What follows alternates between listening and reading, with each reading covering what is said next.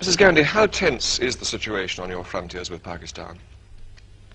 It's very serious indeed. The two armies are confronting each other.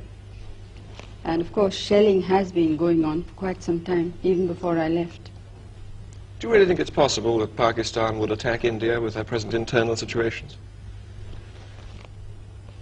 Well, when there is the sort of chaos which they obviously have, they may take desperate action and feel that an external enemy might unite some of the people there.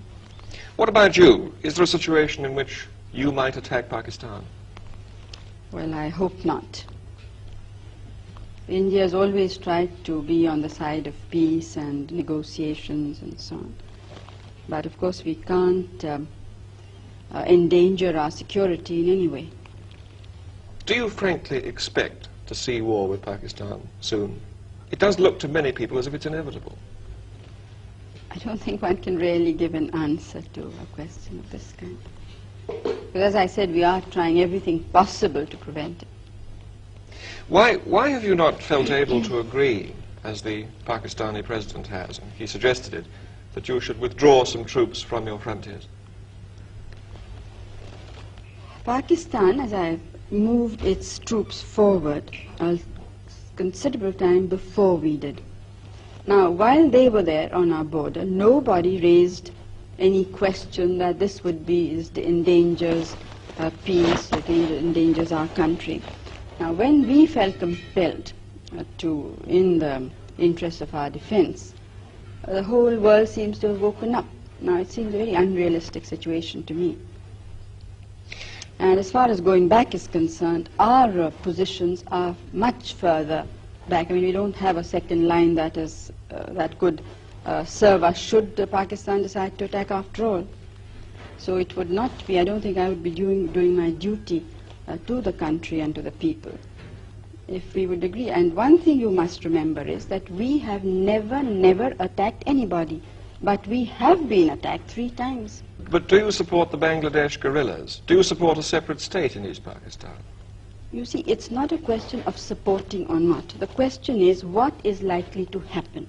I don't think we can shut our eyes to the situation in a neighboring state. I think, and I personally think that most of the world believes this, so they may not be willing to say it out openly, that Pakistan as it existed can never be the same again. But don't you think the situation on your frontiers might be less dangerous if you personally were to meet Yahya Khan, so that you understood each other's positions more clearly? Have you read some of Yahya Khan, the president's speeches and interviews? Yes. Well, and do you still think it would serve a useful purpose? Maybe you would understand each other's positions on the frontier better. You'd understand why your troops are stationed there. No, I understand it perfectly well. There's absolutely no doubt in my mind. Our troops are stationed there because we were threatened by the military regime of Pakistan. In no uncertain words, there has been a situation of indirect aggression. And I don't think that you could point out to me any other head of government who in the present circumstances would have been so restrained, when the entire country is not restrained. I mean, it is great difficulty that we are holding the situation. And then what we get outside is to equate us with a government which has killed more than 1 million people, which has created conditions of barbarity which I don't think the world has very seldom seen. Perhaps against the Jews in Hitler's time, but I don't think in any other time of history has this sort of thing been witnessed. Do you see yourself somehow being drawn into this, being involved in this in some way that you might have to intervene in East Pakistan? Out of humanity, almost. Well, East Bengal is the affair of the leaders of East Bengal. Now, it's up to them what should happen there. Final question. The refugees are still coming over and you have this enormous problem in India. How much longer can you sustain this? Well, we can't sustain it now. Longer is it's now for some months it really has been something that's, water going higher and higher. What are you going to do about it? But something will have to be done.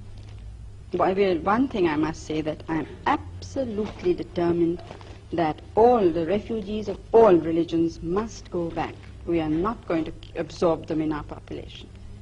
Would you, if necessary, put them back by force? Well, I'm not jumping bridges before I come to them, but I'm only sure of this, that they have to go back.